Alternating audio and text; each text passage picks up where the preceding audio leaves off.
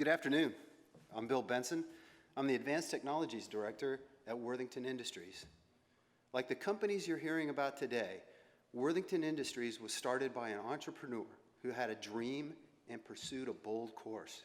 Our founder, John H. McConnell, grew the company from a coil of steel he purchased with borrowed money to the $3 billion diversified metals manufacturer that we are today. He really did turn what if into what is. Excuse me. This afternoon, we've learned about many companies that bring innovative, even disruptive technologies to the marketplace. Now, we're going to learn about a different way to fuel vehicles. Often, when we talk about fuels, we focus on the fuel itself. In simplest terms, alternatives to gasoline. But there's a lot more to it. We all know that it's vital to focus on the supply chain and the total cost of producing that fuel and getting it into our vehicles. One of the key aspects to using natural gas is compressing it, excuse me, in a reliable, affordable, and environmentally friendly way. SimpleFill has developed a way to do just that. Worthington Industries is a proud supporter of SimpleFill. We're an early investor, a strategic partner, and we serve on the board of the company. We believe that SimpleFill is on a path to fuel cars and trucks in a clean and cost-effective way. Now, it's my honor to introduce you to SimpleFill founder, my friend Rob Underhill, an entrepreneur who's tackling head-on the challenge of making real a whole new way of fueling vehicles. Rob?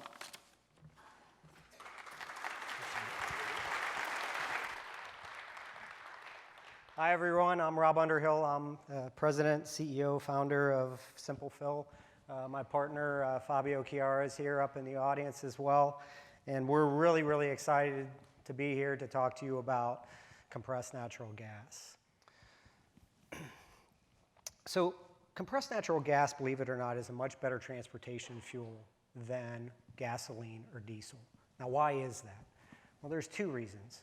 The first reason is it's a much cleaner burning fuel. Really is. I mean, it reduces CO2 emissions by 30%, reduces particulate emissions up to 90%. In addition to that, compressed natural gas actually is a fuel that goes further for less.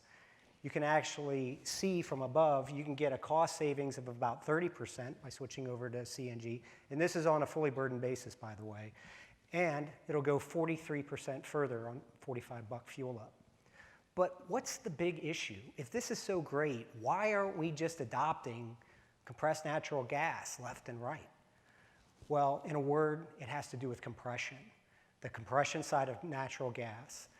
You have to compress natural gas to 3,600 psi. It's pretty high. And there are a number of ways that you can compress a gas. You can use a vane compressor, you can use a screw compressor, or a centrifugal compressor. But all those compressors can't reach 3,600 psi. The reciprocating piston compressor can reach 3,600 psi. And that's the one that I want to talk about and point out some of the limitations associated with that compressor. First of all,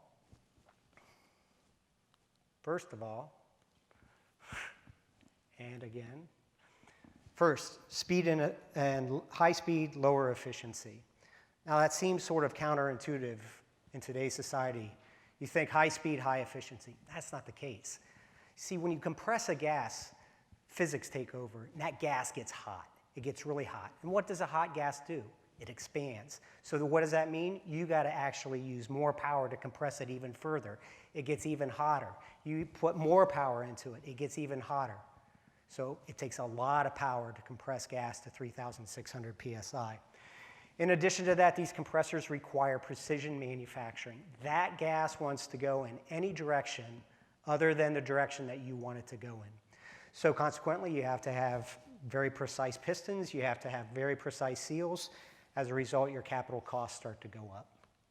In addition to that, you've got lots of moving parts. So there's lots of opportunities for failure and ongoing maintenance. And then finally, wear and tear equals methane leaks. Methane is a greenhouse gas. It's 25 times worse than carbon dioxide. All those factors, many moving parts, precision manufacturing, and speed require or result in methane leaks.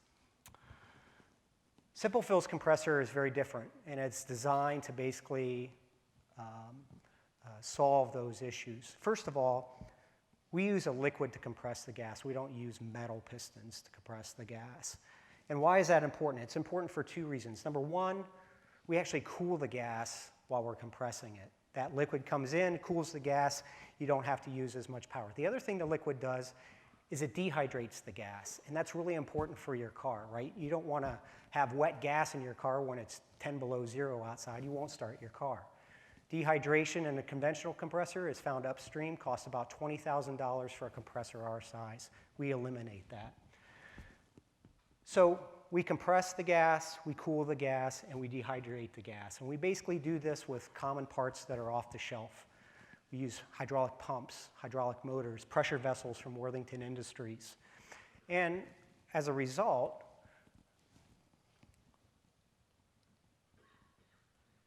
this is essentially the way our compressor works. It's about twice as efficient as a conventional compressor and costs about 1/2 of a conventional compressor. To date, we've designed and built a two-stage liquid piston compressor. That compressor reached 3,600 PSI this spring. We met all of our milestones. We're in the process of redesigning that compressor into a single-stage compressor that'll go from about 10 PSI inlet to about 3,600 PSI in about 30 seconds. The first market we're going after are small to medium-sized fleets. About 250 million vehicles outside on the roads today in this market segment. Of that, about 12 million of them are in light and medium-duty fleets. Now, why are we going after this market? We're going after this market because these vehicles exist today. You can buy them with CNG packages on them, and companies can start taking advantage of CNG. Safelite Autoglass is one of those companies. They're the 47th largest fleet in the United States, but they're spread all over the United States. Typically, the average location has between 10 and 20 vehicles. They can't afford to go out and buy big natural gas compressors that cost $1 million. They don't want to go out and buy small natural gas compressors that have all kinds of reliability issues. Rather, what they'd rather have is our solution, a solution that'll provide them a lower cost but a more reliable compressor.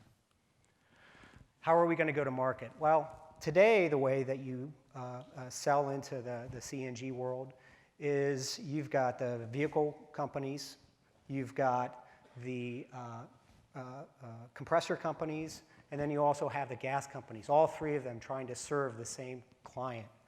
What SimpleFill plans to do is partner with gas companies, with vehicle modification companies, and with OEM companies.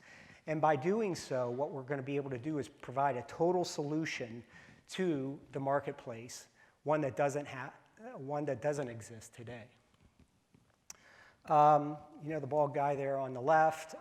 Fabio's my partner, CTO, PhD from university in Italy, and great partner. And we'll be out at our table later on this afternoon. Our board of directors is made up of some really great guys. We got Andy Billman, sits on our board from Worthington Cylinders. Brings a lot of insight into the marketplace for us. We've got Wayne Embry, who's here as well, provides a lot of insight from a finance standpoint. And then Don Caudy, I'm sure many of you know Don. He's a 35-year veteran at Battelle, and the last few years he led their product development group.